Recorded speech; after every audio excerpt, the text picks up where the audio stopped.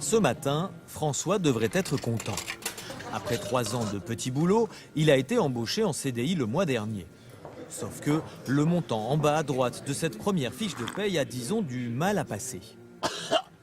Monsieur le DRH lui explique que tout est normal et qu'avec la concurrence de la Chine, de l'Inde, le prix du pétrole et la crise, chacun doit faire un effort et c'est tout. Un rien dépité, François trouve alors une porte ouverte, celle de Julie, la déléguée syndicale. Julie se penche avec lui sur les petites lignes de son contrat, l'informe des garanties de la convention collective et l'accompagne à la DRH pour rectifier 2 petites erreurs qui changent effectivement le montant en bas à droite. À propos de montant, Leïla, elle, a découvert l'an dernier à quoi sert Julie.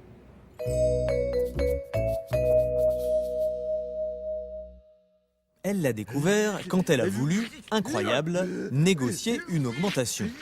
Elle s'est alors sentie bien seule.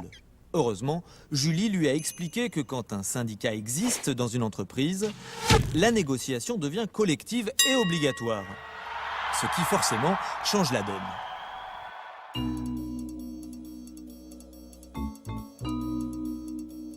Jusqu'il y a 6 mois, Jean travaillait avec Maurice et Majid.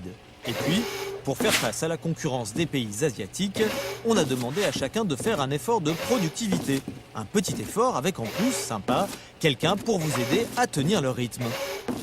Et le rythme est rapidement devenu insupportable. C'est encore chez Julie qu'on a imaginé une solution. Julie a appelé Evelyne, une juriste de FO, qui a suggéré une expertise indépendante sur les conditions de travail. Le contrôleur allait être contrôlé. À ce stade, Jean était à 2 doigts de se syndiquer, quand il se dit que ça risquait de lui attirer des ennuis. Sauf que, si aujourd'hui la sécurité sociale, la retraite ou l'assurance chômage existent, c'est parce que des syndicats se sont battus.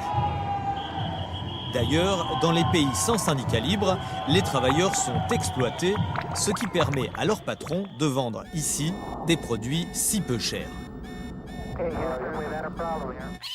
Pour éviter un retour au 19e siècle, conclut Jean, il faut se battre.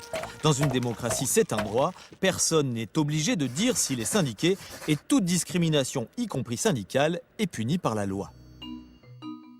Pour se battre, François, Leïla, Jean et Julie ont choisi Force ouvrière. À FO, on ne leur a pas demandé leurs opinions politiques, philosophiques ou religieuses. FO est indépendante des directions, des patrons, des gouvernements et des partis et défend mordicus les services publics qui font vivre les valeurs de la République, liberté, égalité, fraternité et laïcité.